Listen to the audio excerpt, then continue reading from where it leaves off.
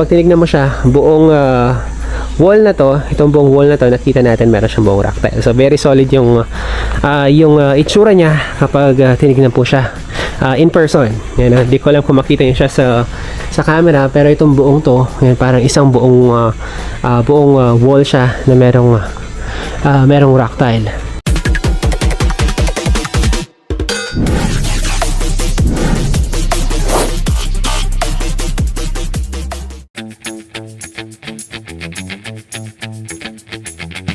Nagpalang araw po sa bawat isa. Welcome back po sa ating channel and welcome back po sa Blessed Builders, mga ka-blessed.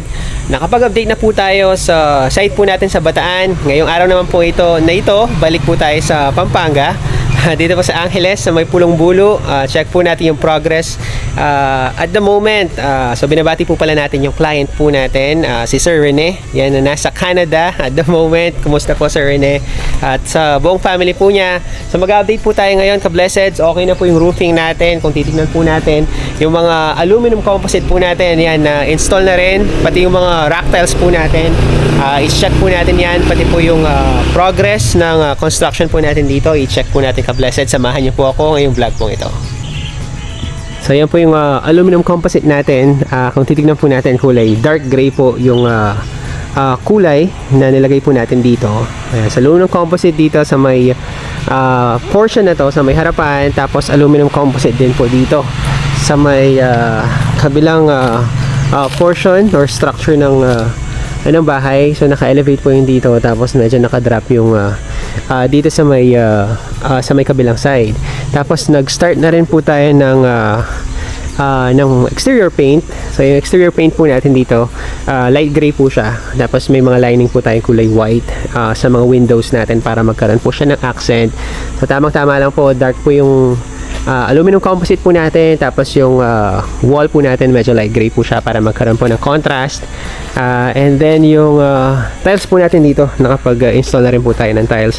Nasa light gray din po yung kulay niya para magbuka po talaga siyang industrial yung theme ng bahay.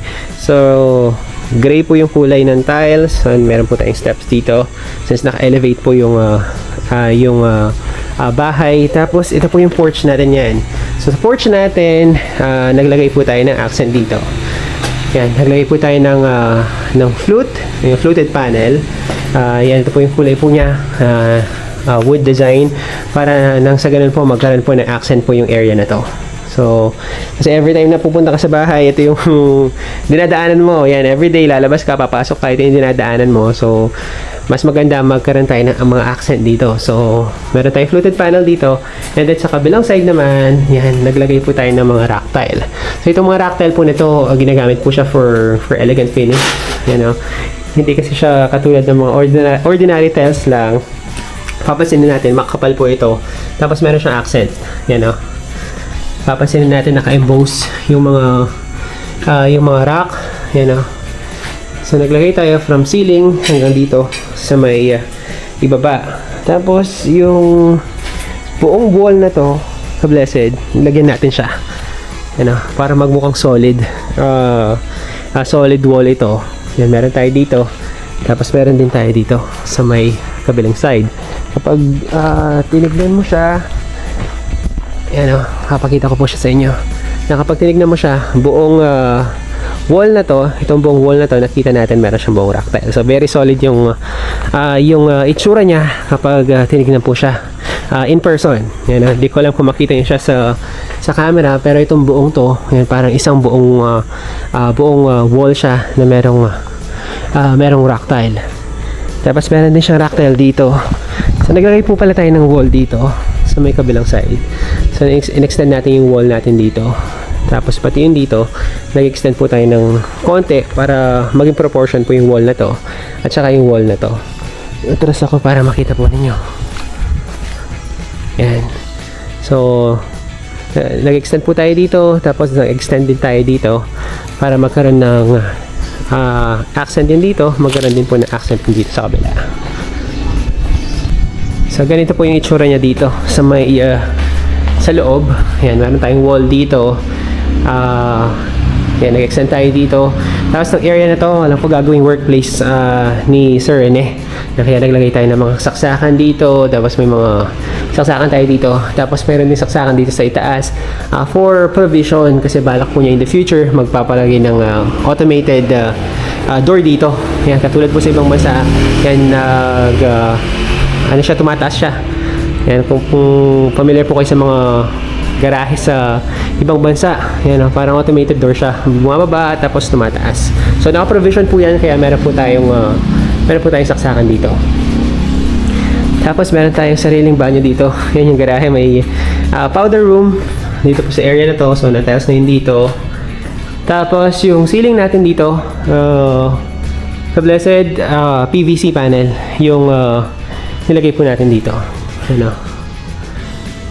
Tapos yung door na to, access po yan papunta sa ating lanay area. Yan, so itong lanay area natin, may step din siya. Tapos yan, open space. Tapos meron tayong sliding door dito. Mamaya i-check natin pagpasok natin. Tapos ito naman yung door natin papasok from our garage. And so dito na tayo papasok kasi nakasarado din dito. Yan, itong opening na to, storage po yan. Tapos ito yung first area natin, entertainment area. Yan, receiving area na rin po. Yan, napakaluwang. So prepare na po yun dito. Yan, mag-start na po yung primer niyan. Primer paint sa loob. So yung kulay na lalagay po natin dito, yung pong tinge of gray. Yan, lightest shade po ng gray. So start na po sila ng cutting sa itaas. Yan, papunta na yan sa ibaba. Tapos ang area na to, gagawin siyang storage or cabinet. Yan, nakapasok kasi siya. So papakover natin yan, tapos maglalagay po ng float niyan dito. Parang nakakonceal yung storage cabinet nila dito. Ito yung banyo niya.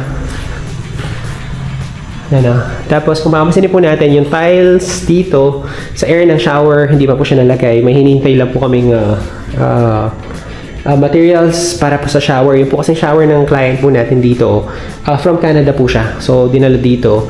So may piyesa lang po kami hinihintay para pa-install na po natin yung mga shower nila dito.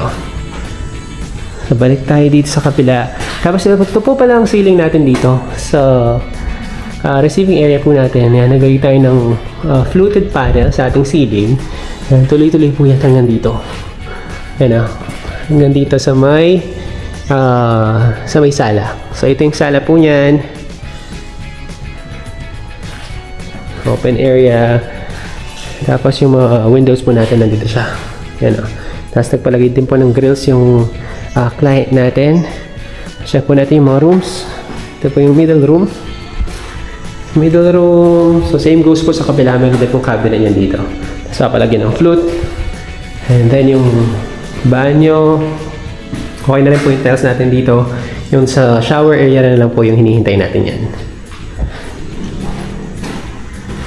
Tapos ito po yung powder room naman.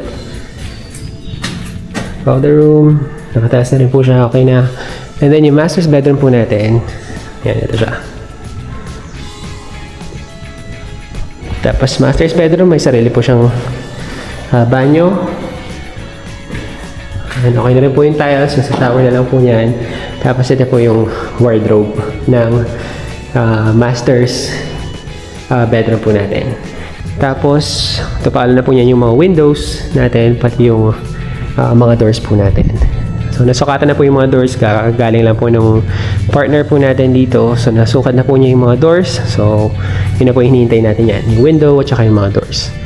So ito yung dining, and then ito yung formal kitchen po natin. Itong area na to, coffee nook po yan. Kaya meron po tayong mga saksakan dito. Tapos maglalagay po ng table dito, pahaba. So dyan po yung coffee nook. Tapos pa letter L po yung ating kitchen. Letter L, and then yung pong kitchen sink natin nandito siya sa gitna. So meron pa po tayong center island po dito. So nandiyan po yung sink. And then dito po yung ating dining table. So ito po yung sinasabi ko kanina, meron po tayong sliding access dito. Sliding door. So nag-slide po siya papunta sa ating lanay area. So ito po yung dining, tapos may extension po tayo dito. So anytime gusto po nating mag-relax po dito sa area na to, yan, mas mabilis po yung access. Initially po kasi nandito yung ano niya. Nandito po yung door niya dati. Pero yun nga lang po kapag umuulan. Tapos pupunta ka dito. Yan, medyo nababasahin dito. Kaya nilipat po natin siya dito sa may area na to para any time of the day, umuulan man or hindi. Pag open mo ng sliding door mo dito, yan, nandito ka na sa lanai area. Kasi covered po ito. Yan, naka-PVC panel din po tayo dito. Yan, tapos sa likuran, ito po yung provision natin for our dirty kitchen. Yan, maluwag pa po na space dito. Tapos may space pa rin dito. So dito po yung provision ng ating dirty kitchen. Ito yung view natin kapag nandito tayo sa may back door. And then meron pa rin po tayong door dito, ka-blessed. Access naman ito papunta sa dirty kitchen din. Yan, ito pa wala magiging laundry, ka-blessed. Itong pinakalikuran na itong laundry. Tapos yung dirty kitchen, nandito siya. Yan, itong area na to. Mga ka-blessed, yan po muna yung pinakahuling update po natin dito po sa site po natin sa Pulong Bulu. Maraming salamat po for tuning in sa ating pong vlog ngayong araw. Mag-ingat po tayong lahat at pagpalain po tayo ng Panginoon.